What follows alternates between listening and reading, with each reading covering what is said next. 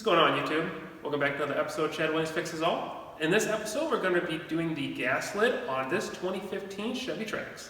Let's get to it.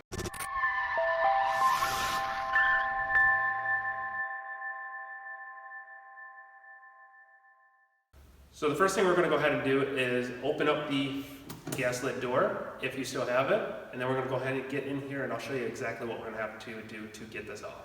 Now with the gas lid open, we can go ahead and take one of our two tools here. So I have a pick and also a tech driver.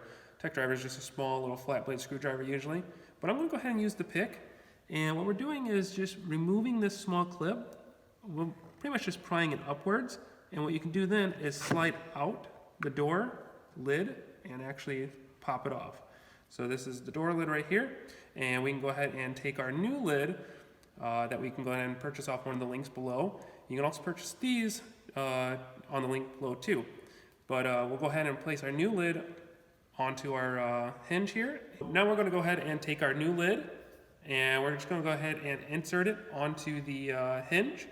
You don't insert it from here, you do insert it from about midway through, and you're just going to push it on there. You'll hear a little click, and then just give us a little tug outwards, and that's how you know it's secured on there.